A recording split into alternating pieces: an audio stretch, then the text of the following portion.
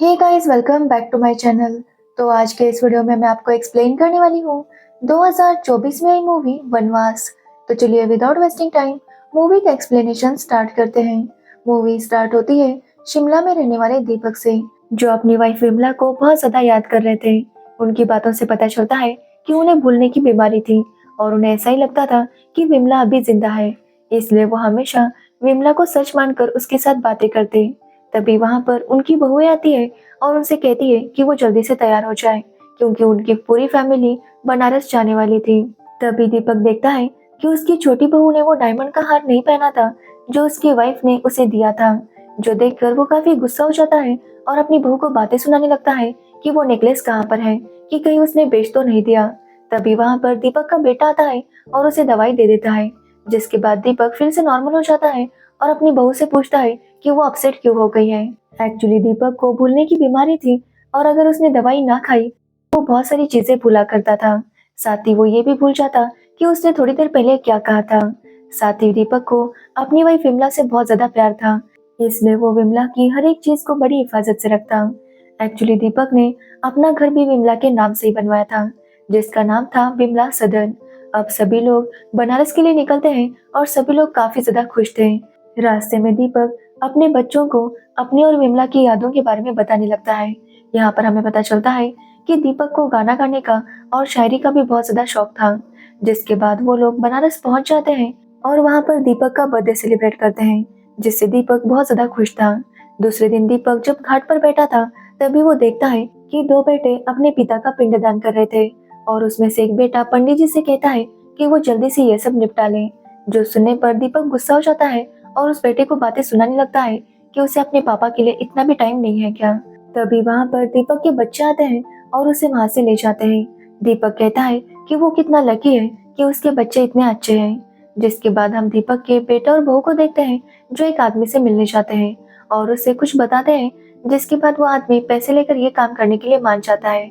यहाँ पर हमें पता चलता है कि दीपक के बच्चे यहाँ पर बनारस इसलिए आए थे ताकि वो दीपक को यहीं पर छोड़कर वापस जा सके, और इसी के लिए वो उस आदमी से मिलने गए थे। अब उस आदमी ने जैसा कहा था वैसे ही वो लोग दीपक को अगले दिन एक मठ में लेकर जाते हैं, जहाँ पर दीपक भी गीत गाने लगता है और वहाँ का माहौल एंजॉय कर रहा था। तभी उसके बच्चे उसके हाथ में एक बैग रखते हैं, जिसमें उन्होंने कुछ पैसे और दीपक की दवाइयाँ और कुछ उसकी किताबें रखी थी। वो उसे वो बैग देकर वहां से चले जाते हैं। तो वही दीपक अपने बच्चों को हर जगह ढूंढने लगता है, लेकिन उसे बच्चे कहीं पर भी नहीं मिलते।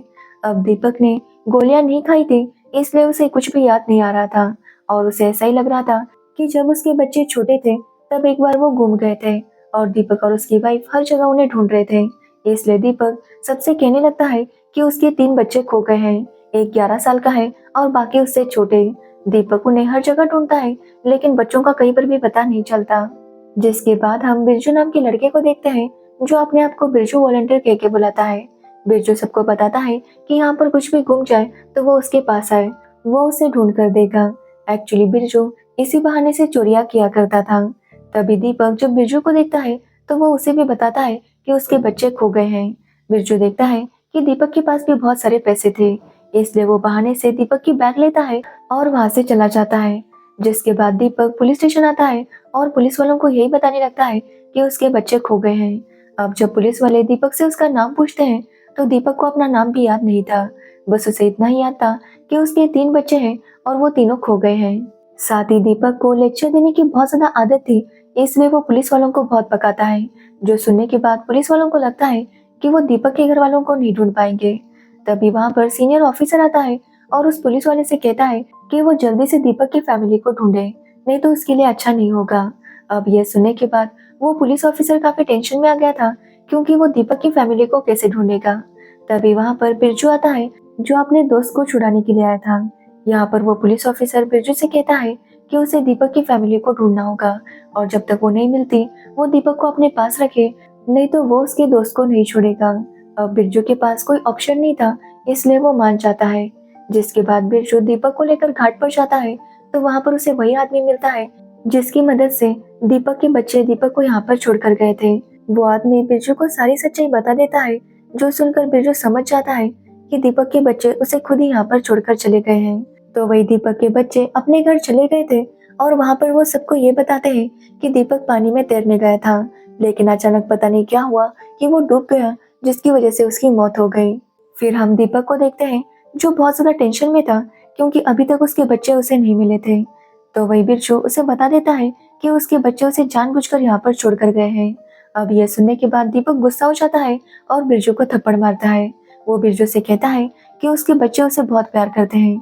बिरजू को पता नहीं होगा, क्योंकि बिरजू की कोई फैमिली नहीं होगी। अगर फैमिली होती तो वो ऐसी बात नहीं करता।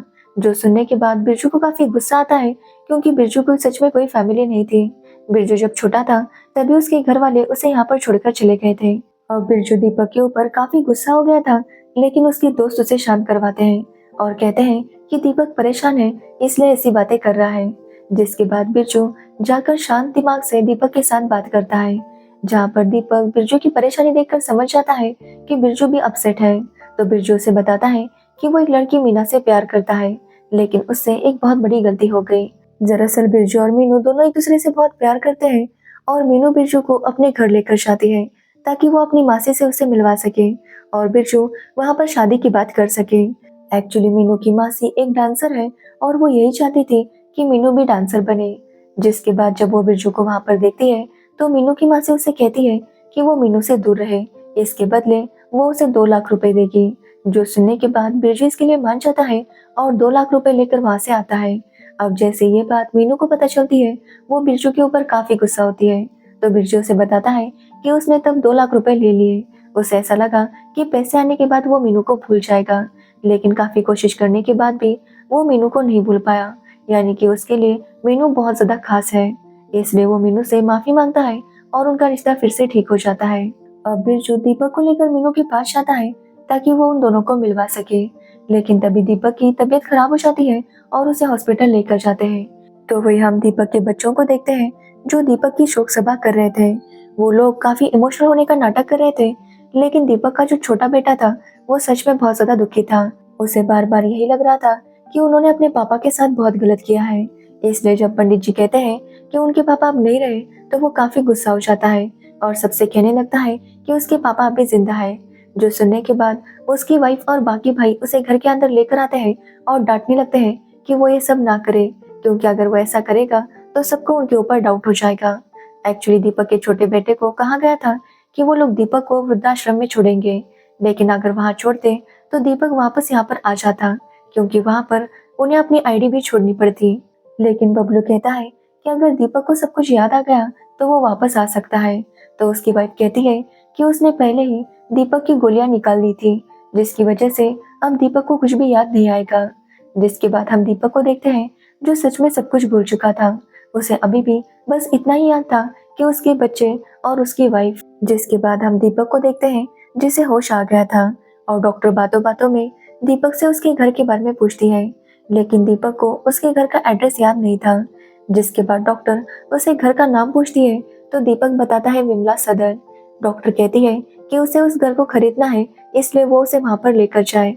अब यह सुनने के बाद दीपक गुस्सा हो जाता है और डॉक्टर पर हमला करता है। एक्चुअली दीपक नहीं चाहता था कि उसका घर कोई बेचे। जिसके बाद डॉक्टर बिरजू से कहती है कि दीपक को उनकी पुरानी यादें याद दिलानी होगी, ताकि उसकी याददाश्त थोड़ी थोड़ी वापस आ जाए और उन्हें दीपक के घर के बारे में पता चले। जिसके बाद वहां पर पुलिस ऑफिसर आता है और मीनू की मौसी को कहता है कि उसे दीपक की सारी जिम्मेदारी लेनी होगी, क्योंकि वो मासी के घर में बेहोश होकर गिर गया था। जो सुनने के बाद मासी काफी शॉक हो जाती है कि वो दीपक की जिम्मेदारी कैसे लेगी। जिसके बाद मासी बिरजू से कहती है कि अगर बिरजू ने दीपक को उसके घर वालों तक पहुंचा दिया तो वो मीनू और बिरजू की शादी करवा देगी। अब यह सुनने के बाद बिरजू इसके लिए मान जाता है और वो दीपक को अपने फ्रेंड के हवाले सौंप देता है और अपने फ्रेंड से कहता है कि वो दीपक को एक दूसरे शहर में जाकर छोड़कर आए। जिसके बाद बिरजू मासी को आकर बताता है कि उसने दीपक को उसकी फैमिली के पास भेज दिया। तभी वहां पर मीनू आती है और वो बिरजू के ऊपर काफी गुस्सा थी। वो बिरजू से कहती है कि उसने जिस आदमी के साथ दीपक को भेजा है वो ऐसे ही लोगों के ऑर्गन्स बेचता है और दीपक के साथ भी वो वही करेगा। अब ये सुनने के बाद बिरजू काफी शौक था और वो तुरंत उस आदमी को ढूंढता है और उसे बहुत ज्यादा पीटता है। जिसके बाद उसे दीपक के बारे में पता चलता है तो वो दीपक को बचाने के लिए वहां पर चला जाता है। तभी वो जाकर देखता है कि दीपक ने वहां पर ऑलरेडी सबको पीट दिया था। अब बिरजू जब वहां पर जाता है तो दीपक उसे पहचान नहीं पाता, लेकिन फिर भी बिरजू दीपक को अपने साथ वापस लेकर आता है, जिसके बाद वो दीपक की फैमिली के बारे में पता करने लगता है, लेकिन उसे कुछ भी पता नहीं चल रहा था। तभी उसे डॉक्टर की बात याद आती है कि अगर दीपक को उसकी पास्ट लाइफ के बारे में याद दिला देंगे तो हो सकता है कि दीपक की याददाश्त थोड़ी सी वापस आ जाए।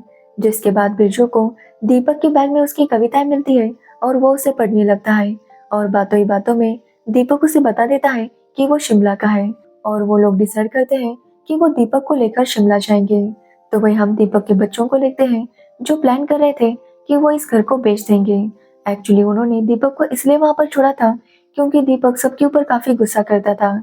साथ ही दीपक चाहता था कि ये घर वो एक ट्रस्ट को दे दे, और वो लोग इस घर को बेचकर पैसे कमाना चाहते थे, इसलिए उन्होंने दीपक को वहां पर छोड़ दिया था।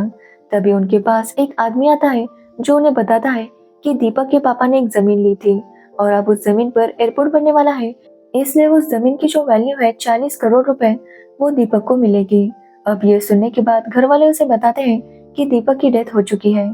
तो वो आदमी बताता है कि वो दीपक का डेथ सर्टिफिकेट सबमिट करे, जिसके बाद वो पैसे उन्हें मिल जाएंगे।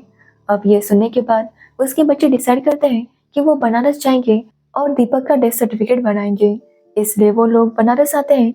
कि तभी हम दीपक को देखते हैं जो सभी के साथ शिमला जाने के लिए निकल रहा था, और रास्ते में उनकी गाड़ियां एक दूसरे से टकराने वाली थी। उसके बच्चे देखते हैं कि उस बस में दीपक था, लेकिन फिर भी वो नहीं रुकते और वहां से चले जाते हैं। तो वही अपने बच्चों को देखने के बाद दीपक को भी थोड़ा थोड़ा कुछ याद आने लगता है, लेकिन जब तक वो बाहर जाता उसके बच्चे वहां से जा चुके थे। तो वही बिरजू भी सभी लोगों के साथ शिमला आ जाता है। वो रास्ते में दीपक से बातें कर रहा था ताकि वो पता कर सके कि दीपक एग्जैक्टली कहाँ पर रहता है, पर दीपक को वो सब याद नहीं था। वो बिरजू को बताता है कि वो अपनी वाइफ के साथ फोटो निकालने के लिए आया करता था। उस फोटो स्टूडियो के कुछ दूर ही एक आइसक्रीम वाला खड़ा रहता था, जहाँ पर वो दोनों आइसक्रीम खाया करते थे। अब ये सब सुनने के बाद वो लोग फोटो स्टूडियो को ढूंढने लगते हैं और उन्हें वो स्टूडियो मिल भी जाता है, जहाँ पर दीपक अपनी वाइफ के साथ फोटो खिंचवाया करता था। वहाँ पर अब एक लड़का था जो बताता है कि ये स्टूडियो उसके दादाजी का था, और उनके पास कोई भी फोटो निकालने आता तो वो सबका रिकॉर्ड रखते थे, इसलिए वो लोग रिकॉर्ड देखने लगते हैं। कि तभी मीनू दीपक को लेकर वहां पर आने लगती है ताकि दीपक को कुछ याद आ सके, लेकिन दीपक को लगता है कि मीनू उसे किडनैप कर रही है, इसलिए वो गुस्सा हो जाता है और मीनू को धक्का देकर भाग जाता है। जो देखने के बाद बिरजू को गुस्सा आता है और वो भी दीपक पर गुस्सा हो जाता है, जिससे दीपक को लगता है कि बिरजू भी उसे लूटने के लिए वहां पर आया है, इसलिए वो बिरजू को धक्का देता है और उन दोनों में लड़ाई हो जाती है। तो वही मीनू बिरजू को समझाने की कोशिश करती है कि दीपक बीमार है, लेकिन बिरजू इतना गुस्सा हो गया था कि वो मीनू को धक्का देता है और वहां से जाने लगता है।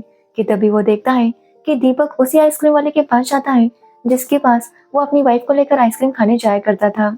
कि तभी वहां पर लैंडस्लाइड आती है और दीपक एक बच्चे को बचा लेता है। अब दीपक जिस तरह से उस बच्चे को बचा लेता है, बिरजू समझ जाता है कि दीपक कोई बड़ा ऑफिसर था। तभी वहां पर एनडीआरएफ के लोग आते हैं और बिरजू ने बताता है कि उसके बाबा का नाम दीपक त्यागी है। कुछ टाइम पहले वो उन्हें बनारस में मिले थे और क्या वो उन्हें जानते हैं। अब ये सुनने के बाद वो ऑफिसर कहता है कि वो दीपक त्यागी को जानता है क्योंकि वो उसके सीनियर थे। वो लोग जब दीपक त्यागी की ऐसी हालत देखते हैं तो उन्हें दीपक त्यागी पर काफी दया आती है, क्योंकि वो एक काफी अच्छा ऑफिसर था जिसने आज तक 100 से ज्यादा लोगों की जान बचाई थी। तो वही दीपक भी जब उन ऑफिसर्स को देखता है तो उसे अपना एड्रेस याद आ जाता है, जिसके बाद वो सभी लोग दीपक के घर पर जाते हैं। और वहां जाने पर दीपक का पड़ोसी उसे देखकर रोने लगता है और उसे कहता है कि उसे पूरा यकीन था कि दीपक जिंदा है और उसके बच्चे को झूठ बोल रहे हैं। साथ ही दीपक को पता चलता है कि उसके बच्चों ने उनका घर बेच दिया था। जिसके बाद दीपक वहां पर जाता है जहां पर उसके सारे बच्चे थे। एक्चुअली वो लोग वो 40 करोड़ रुपए लेने के लिए गए थे। दीपक जब वहां पर जाता है तो देखता है कि उसके बच्चे सबको बता रहे थे कि वो अपने पापा से कितना प्यार करते हैं और उनके जाने के बाद वो कितना दुखी है। जब वो वहां पर दीपक को देखते हैं तो वो काफी ज्यादा शॉक हो जाते हैं। तो वही दीपक अपने बच्चों से कहता है कि अगर उन्हें ये सब चाहिए था तो वो उसे बता देते, वैसे भी उसके बाद ये सब उन्हीं का ही था। दीपक कहता है कि उन्होंने बहुत ही मेहनत से अपना घर बनाया था अपनी पत्नी के नाम पर, ताकि उसके सारे बच्चे वहां पर साथ में रह सके, इसलिए वो उस घर को बेचना नहीं चाहता था क्योंकि वहां पर उनकी माँ की यादें थी। लेकिन अगर उसके बच्चे अपनी माँ की यादों को बेचना चाहते थे तो वो शौक से बेच सकते थे। अब दीपक काफी इमोशनल हो जाता है क्योंकि उसे अपनी वाइफ का वो लेटर मिलता है जो उसकी वाइफ ने मरने से पहले अपने बच्चों को लिखा था। उसकी वाइफ ने लिखा था कि वो अपने बच्चों की हरकतें देखकर समझ चुकी है कि उन्हें अपने पापा से ज़्यादा लगाव नहीं है, लेकिन उनकी यही आखिरी ख्वाहिश है कि उनके जाने के बाद बच्चे अपने पापा का ध्यान रखें। यह सब पढ़कर दीपक काफ़ी इमोशनल हो गया था और वो अपने बच्चों से कहता है कि उसने कभी भी अपनी वाइफ से झूठ नहीं बोला, लेकिन जब वो ऊपर जाएगा तो वो अपनी वाइफ से ये झूठ ज़रूर बोलेगा कि उसके बच्चों ने उसका बहुत ज़्यादा ख्याल रखा। साथ ही दीपक अपने पोता और पोतियों से कहता है कि वो अपने माँ बाप का बहुत ध्यान रखें। जब वो लोग बूढ़े हो जाएंगे तो खास उनका ख्याल रखें, क्योंकि तभी माँ बाप को बच्चों के प्यार की बहुत ज़्यादा ज़रूरत होती है। ये बोलकर दीपक वहाँ से चला जाता है।